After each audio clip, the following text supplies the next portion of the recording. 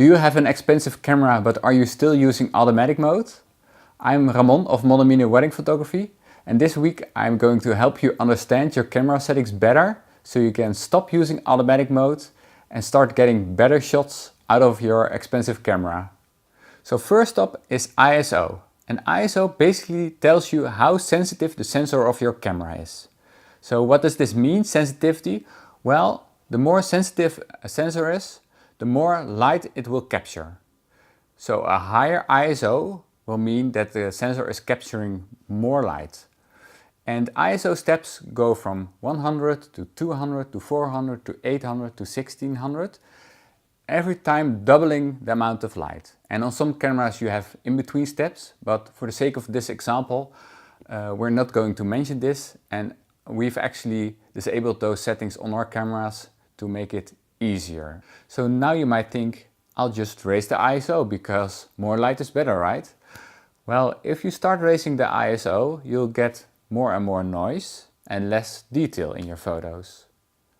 So now you might think, I don't really like noise in my photographs. I'll just keep the ISO as low as possible. Well, if you're, for example, in a dark restaurant, you have to make a choice between, for example, using a low ISO and a flash, or using a higher ISO and maybe no flash. So the disadvantage to using a higher ISO is slightly more noise, but a more natural looking image, because you'll get more natural light in your photograph. Or will you use a lower ISO and a flash, which will give your photo look of a very bright flash on your subject and making the background totally dark, which is not very natural to look at. So now you might think, well, what ISO should I use in a certain situation? Well, if you're outdoors and it's sunny and bright, then definitely use the lowest ISO as possible, because you get less noise and more detail. But if you're going indoors and it's quite dark, then definitely raise your ISO. Yes, you get more noise, but you also get more natural light and a more natural looking image. And it's good to test your camera for noise performance. So how much noise will you get at a certain ISO, and especially what is still acceptable for you. So just take some test photos at 800, 1600, 3200, 6400 ISO.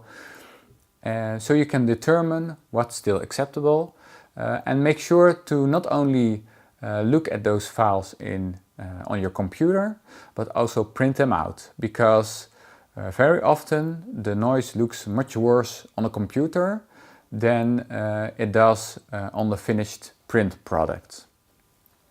So to summarize, ISO means sensitivity of your sensor.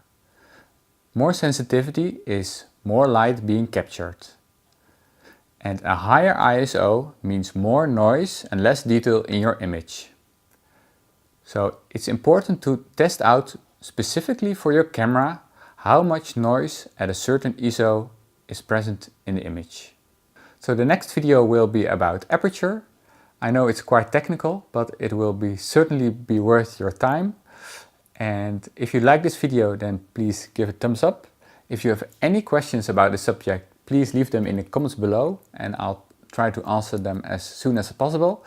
And if you'd like to see the rest of the videos, then please subscribe.